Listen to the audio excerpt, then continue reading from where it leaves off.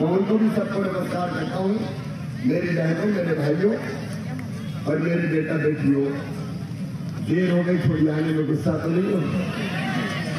ये मेरी 10वीं सभा है, सवेरे से दौड़ रहा हूँ और आज आप सबको दोनों हाथ जोड़कर प्रणाम करता हूँ इतनी देर तक कि आपने इंतजार किया।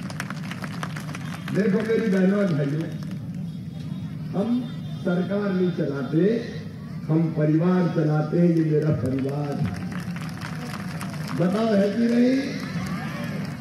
अच्छा लाडली बहनाओं, मैं मुख्यमंत्री लगता हूँ कि भैया लगता हूँ? अच्छा भैया भी लगता हूँ तो सगा की सौतेला? और भाइयों भाइयों, अरे तुम्हारा क्या लगता हूँ? देखो ये रिश्ता है जो भगवान की कृपा से बना है। और जैसे परिवार में हर चीज का ध्यान रखा जाता है अपने परिवार के लोगों का, वैसे ही ध्यान रख के सरकार चलाई। मेरी बहनों, ये लाडली का नाम क्यों बना? इसके पहले भी कई योजना बनाई, लाडली लक्ष्मी, 50% रिजर्वेशन स्थानीय निकाय के चुनाव में, उनकी आज जिक्र नहीं करूंगा समय में। लेकिन मेरे मन में कसक थी, एक दर्द था। मैं देखता था कि मेरी गरीब बहनों को अगर 1000 रुपया की जरूरत पड़ जाए, 2000 की जरूरत पड़ जाए तो हाथ फैलाने पड़ते थे। बेटा बेटी गोद में आकर बैठ जाओ कि मम्मी खिलौने दिला दे, मम्मी किताब दिला दे, मम्मी फ्रॉक दिला दे। तो बताओ इच्छा होती है कि नहीं कि बच्चों को दिला दे? होती है कि नहीं? लेकिन पैसा नहीं होता था तो तकलीफ होती थी कि नहीं होती थी? अरे अपन बात कर रहे हैं, मैं भाषण नहीं दे रहा। तकलीफ होती थी कि नहीं? और वो तकलीफ मेरी तकलीफ में बदल गई। मैंने सोचा कि देखो सब पहले तुम्हें भाई मानती है तो भाई का भी तो फर्ज होता है कि नहीं होता है? राखी बंधवाता है भाई तो साल में बहनों को कुछ ना कुछ तो देता है। तो मन में ऐसे मेरे विचार आए कि तू भी तो कुछ दे। और फिर एक बात और आई मन में कि साल में एक बार देने से काम नहीं चलेगा। बताओ एक बार देने से काम चलता क्या? और फिर विचार आया कि एक बार नहीं, हर महीना बहनों के खाते में पैसा डाल दिया जाए और लाडली बहना योजना। बताओ मेरी बहनों कैसी योजना है? अरे जोर से बताओ कैसी योजना है? इस योजना के बाद आपकी जिंदगी में खुशी आई कि नहीं आई? मैंने कई बहनों से पूछा इस योजना के बनने के बाद जीवन में क्या परिवर्तन आया? तो बहनों ने कहा कि भैया आजकल घर में ठाठ हो गए, सास बड़े प्रेम से बोल रही है। और कई ने मुझे ये भी कहा कि आजकल तो पतिदेव के भी तेवर बदल गए। पूछते हैं गुड्डू की मम्मी कैसी हो? ठीक ठाक। तो 10 तारीख कब आ रही है? देखो ये सच्चाई है कि पैसा हमारी जरूरत भी पूरी करता है, पैसा हमारा विश्वास भी बढ़ाता है। जेब में पैसा है तो बताओ भरोसा रहता है कि नहीं? और पैसा हमें इज्जत और सम्मान भी देता है। तो मेरी बहनों, तुम्हें पैसा नहीं दिया, तुम्हारा मान तुम्हें दिया है, तुम्हारा सम्मान तुम्हें दिया है। तुम्हारा सम्मान दिया। दुर्गा सप्तशती में कहा है कि जगत में जितनी भी स्त्रियां हैं वो देवी की मूर्तियां हैं। मेरे लिए तो मेरी बहन जीवित जागृत देवियां तुम भी हो, इससे तुम्हारी पूजा करता है। और एक एक चीज की जरूरत का ध्यान रखने की हमने कोशिश की। और कई बहनें ऐसी जो रह गई वो भी चिंता ना करे। राकेश जी, जो बहनें रह गई चुनाव के बाद एक बार फिर पोर्टल खोल के उनके नाम भी सबके जोड़े जाएंगे। और एक बात और, बेटियां मुझसे मिली, रूपा भी हमारी अध्यक्ष बैठी है। बेटियों ने मुझे कहा कि मामा हमें नहीं करना है 21 साल में शादी, हमें तो पढ़ना है। ये क्या शर्त लगा दी तुमने 21 साल में शादी हो जाए तो मैंने अब वो शर्त भी हटाने का फैसला किया है। बेटी की शादी नहीं हुई तो भी उसको ये पैसा दिया जाएगा। आधी आबादी को पूरा न्याय। और बहनों एक बात और सुनो, ध्यान से सुनो, मैं तो बात कर रहा हूँ, भाषण नहीं दे रहा। इतने थोड़ी रह जाएगा और 1000 से 12,500 से करूँ, पैसे की जुगाड़ कर रहा हूँ। पैसा लगता है बहुत। क्योंकि कहने 1,32,00,000 इतना भागशाली भाई है, 1,32,00,000 बहने। मैं तो धन्य हो गया, मेरी बहन इतनी मेरी बहन है, मेरे तो जीवन है। लेकिन पैसा देना पड़ता है, 15,000 करोड़ रुपये जाते हैं घर से। और ये अभी इंतजाम कर रहा हूं, जैसे ही इंतजाम हुआ 1250 से बढ़ा के करूंगा 1500, 1500 से 1750, 1750 से 2000, 2250, 2500, 2750 और फिर कितने दूंगा? जोर से बोलो। कांग्रेस की बड़ी परेशानी, कुछ ना आए तो शिकायत कर, ये मामा कह रहा पैसा निकट तो नहीं मिला, बोल करे चुपचाप डाल दूंगा, चुपचाप डाल दूंगा, इनके भी छोड़ डालूंगा। कभी कांग्रेस ने दिया का बताओ? अरे ढेला दिया कभी कांग्रेस ने? मेरी बहनों, इनने तो बेगा भारिया शहरिया की बहनों को मैं 1,000 रुपया देता था। कमलनाथ जी और कांग्रेस ने वो भी बंद कर दिया। मेरे बच्चों को लैपटॉप देता था, वो भी कांग्रेस ने बंद कर दिए। और बेटा बेटी के जन्म से पहले गरीब बहनों को 4,000 रुपया पहले और 12,000 बाद में देते थे, वो भी कांग्रेस ने बंद कर दिए। और तो और तीर्थ ले जाते थे, वो भी कांग्रेस ने तीर्थ यात्री बंद कर दी। कन्यादान और निकाह योजना वो भी बंद कर दी। बेटियों की शादी करके पैसा देते थे। कमलनाथ जी, तुम पूछ रहे थे मेरा गुनाह क्या था? तुम्हारा गुनाह था, तुमने बेटियों की शादी तो होने दी, लेकिन उनके खाते में पैसा नहीं डाला, उनके पैसे भी तुम खा गए, ये तुम्हारा अपराध। और कौन संबल योजना में एक्सीडेंट में मौत हो जाए 4 लाख देते, सामान्य मृत्यु को 2 लाख देते थे, और अंतिम संस्कार या कफन के लिए 5,000 रुपया देता था। कमलनाथ जी आपके गरीबों का कफन भी खा गए भाई, उनको भी पैसा देना बंद कर दिया। ये गुनाह नहीं है, ये पाप नहीं है। और इसलिए आपके पाप के बोझ से आपकी सरकार गिर गई, आपके पाप के बोझ से आपकी सरकार गिर गई, और लाडली बहनों के भाग से मामा फिर आ गया। ये उनका बात, ये भगवान की मर्जी थी, इसलिए ये हुआ। और अब सुनो, जिनको जलना है वो जले, दूसरा काम और करें। जितनी मेरी यहाँ बहनें बैठी है, ये मेरा सत्य संकल्प है, हर बहन की आमदनी 10,000 रुपया महीना घर का काम काज करके हो जाए, इसका इंतजाम करेंगे। उसके लिए अब शहरों में भी स्व सहायता समूह बना रहे हैं। मेरी बात ध्यान से सुनना, हमारे गुरुद्वारे के प्रधान जी बैठे हैं, हर बहन को लखपति बनाऊंगा। लखपति मतलब साल में 1 लाख रुपया कम से कम। हम गरीब नहीं रहेंगे, हम आंसू नहीं बहाएंगे, हम रोएंगे नहीं, हम सिस्की नहीं भरेंगे, हम मजबूर नहीं बनेंगे, हम भी पैसे वाले बनेंगे। क्यों नहीं बनना चाहिए? क्यों नहीं बनना चाहिए? और मैं आपके साथ खड़ा हूं, कोई कसर नहीं छोड़ूंगा। ये हम करके रहेंगे, ये हमारा संकल्प है, करते रहेंगे। इसलिए भारतीय जनता पार्टी की सरकार, इसलिए मैं फिर और 4-5 चीजें और मुझे करनी। एक, राकेश जी, हर परिवार एक रोजगार, यह हमारा 5 साल का विजन है। प्रत्येक परिवार एक रोजगार। मैं बोलूंगा प्रत्येक परिवार, आप बोलिए एक रोजगार। प्रत्येक परिवार एक रोजगार, ये जरूरी है।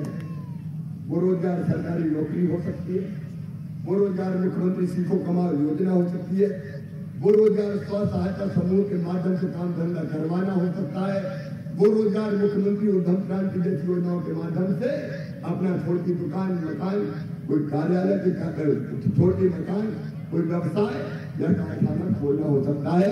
ये करेंगे, करेंगे और करेंगे।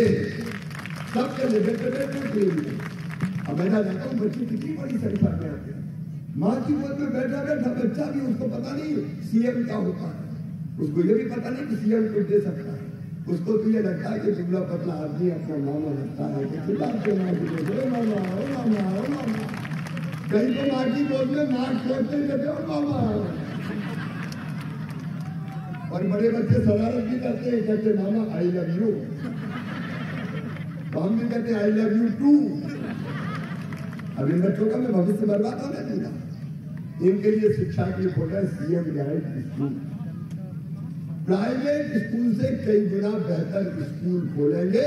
अरबपतियों के बेटा बेटी जैसे स्कूल में पढ़ते हैं, उनसे अच्छे स्कूल में गरीबों के बेटा बेटी को पढ़ाएंगे।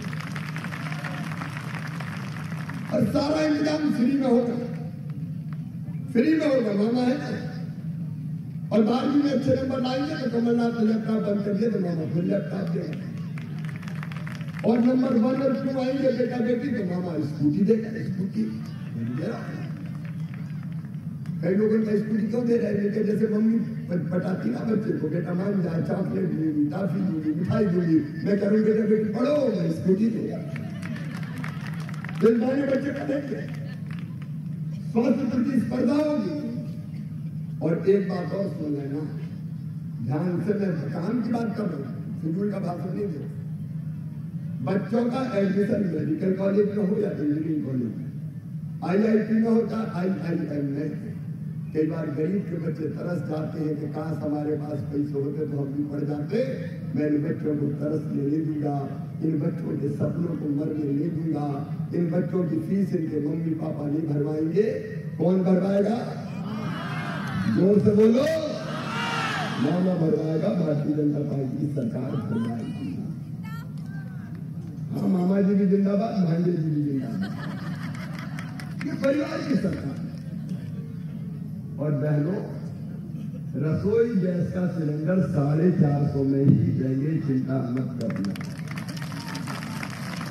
अभी प्रक्रिया चल रही है, जो उज्ज्वला रसोई गैस की हितग्राही है उनका चालू होगा, लाडली बहनों का प्रक्रिया में। और बिजली के बड़े बड़े बिल आए, उसमें भी चिंता मत करना।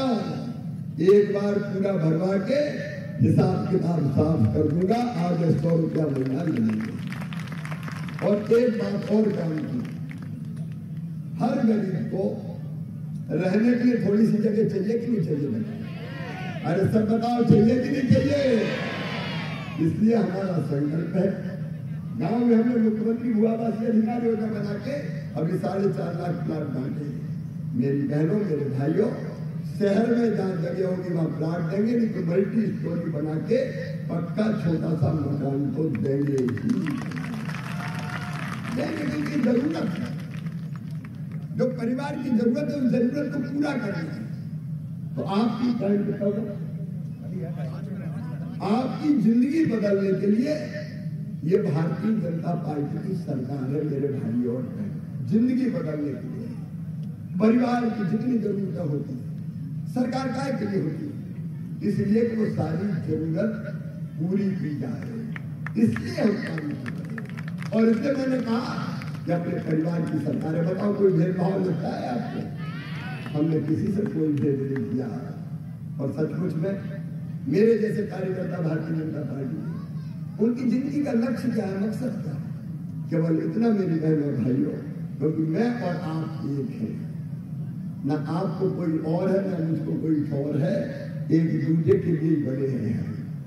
आपकी सेवा करते करते जिंदगी चली जाए, भाजपा के कार्यकर्ता चलाते, मेरी जिंदगी का मकसद। और जब दिन और रात सेवा करते, काम करते।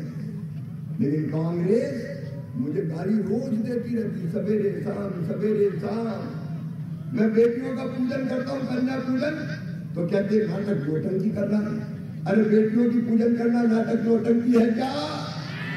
ये क्या जाने भारतीय संस्कृति और संस्कार। हम बेटियों का पूजन भी करते हैं। हमने कानून बनाया मेरी बहनों कि मासूम बिटिया की तरफ अगर कोई गलत नजर उठा के देखेगा तो सीधा फांसी के फंदे पर लटका दिया जाएगा। बोलो अच्छा किया कि नहीं किया?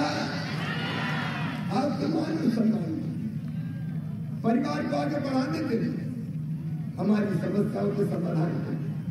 लेकिन कांग्रेस के लोगों ने मेरा तो लिख में पोस्ट डाल के श्राद्ध ही कर दिया, मामा तेरा श्राद्ध हो। अमेरिका में मर भी गया तो नाक के ढेर में से फिर उठ के जनता की सेवा करने लगी। ये परेशान लोग, इनके पास कोई विजन नहीं। इनकी सरकार थी, इन्हें सब योजनाएं बंद कर दी और पुराने झूठे वादे किए कर्जा माफ, 4,000 बेरोजगारी भत्ता दिया, कोई को 4,000 बेरोजगारी भत्ता। तो सुनना मेरे बहनों भाइयों, ये कांग्रेसी केवल भ्रम फैलाते हैं, झूठे वादे करो, भाई बहना जाते वो भी, और कमलनाथ जी और दिग्विजय सिंह जी कहते हैं हमको जय वीरू की जोड़ी है, जय वीरू की जोड़ी। मैं कहा जय वीरू की जोड़ी है तो फिल्मी गाना गाओ भैया, जनता के बीच में काय ये जय वीरू की जोड़ी की भला करेगी। मैं कहानी सुना के अपनी बात खत्म करूंगा। जंगल में एक साधु रहते थे, भगवान की तपस्या करते थे, दुनिया से कोई मतलब नहीं था। अच्छा, जंगल में रहते थे तो पक्षी भी बहुत थे, पक्षी बाबा के आश्रम में भी आते थे। एक बार एक शिकारी ने देखा कि यहाँ ज्यादा पक्षी आते हैं, तो दाने और जाल लेके आने लगा। पहले दाने डालता और जैसे ही पक्षी दाने पर बैठे वो जाल बिछाता और पक्षियों को पकड़ के ले जाता। अब रोज बाबा देखते उनको बड़ा दुख होता। वे एक दिन ने पक्षियों को बुलाया, देखो मैं एक मंत्र देता हूँ, तुम रट लो, वो रट लिया तो तुम्हें ये शिकारी पकड़ नहीं पाएगा। पक्षी खुश हो गया, बोले बाबा बताओ कौन सा मंत्र है। तो बाबा ने कहा मैं कहूँगा शिकारी आएगा तो तुम दोहराओ, शिकारी आएगा, दाना डालेगा तो सबने का दाना डालेगा, जाल बिछाएगा तो सबने का जाल बिछाएगा, हम नहीं फंसेंगे तो सबने का हम नहीं फंसेंगे। अब पक्षी गाने लगे, शिकारी आएगा, दाना डालेगा, जाल बिछाएगा, हम नहीं फंसेंगे। बाबा कुछ हो गया, फंसेंगे नहीं। दूसरे दिन शिकारी आया, शिकारी को देख के पक्षी बोले शिकारी आएगा, दाना डालेगा, जाल बिछाएगा, हम नहीं फंसेंगे।